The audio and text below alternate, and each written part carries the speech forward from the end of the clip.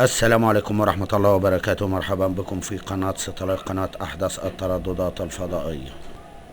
اليوم سوف نقدم لكم تردد قناة CNN بالعربية، قناة كرتون أطفال. القناة بتعمل بصيغة SD، يعني بتستقبل بأي رسيفر عادي سواء كان SD أو HD. وعلى الرغم أن القناة بتعمل بصيغة SD ولكن جودة الصورة جيدة. القناة بتقدم كرتون للأطفال وبرامج تعليمية وترفيهية للأطفال، كلها جديدة مترجمة ومدبلجة باللغة العربية.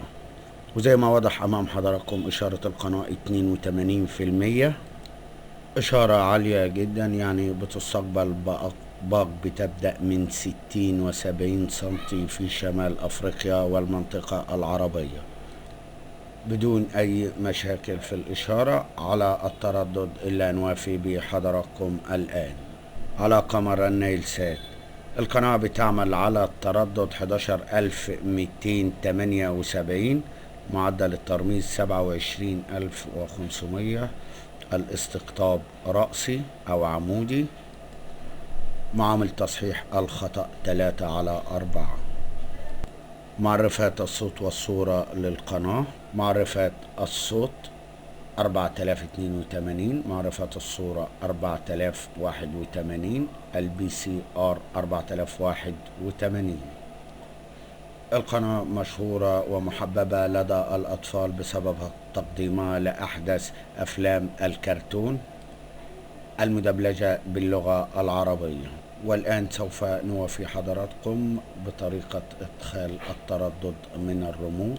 بنضغط منيو من الريموت، بتظهر لنا اللوحة ديت، ثم بنختار تركيب، ثم بنضغط على اوكي، بتظهر لنا اللوحة ديت، ثم بنضغط على الزر الأصفر، ثم بنضغط على الزر الأخضر إضافة، بتظهر لنا اللوحة ديت. بنحط التردد، ثم بندخل في خانة معدل الترميز 27500، ثم بنختار الاستقطاب رأسي، ظهرت الإشارة زي ما واضح أمام حضراتكم، ثم بنضغط على الزر الأحمر، بتظهر لنا اللوحة ديت. بنختار نمط حر مجاني، ثم بنفتح الشبكة البحث، ثم بنضغط اوكي. بتبتدي القنوات نزلت زي ما واضح امام حضراتكم، وبكده ظهرت القناة CNN Arabia، وده اسم القناة على لوحة الرسيفر CNN Arabia. مشاهدة ممتعة، ولا تنسوا الاشتراك في قناة ستلايت وتفعيل زر الجرس. والسلام عليكم ورحمة الله وبركاته.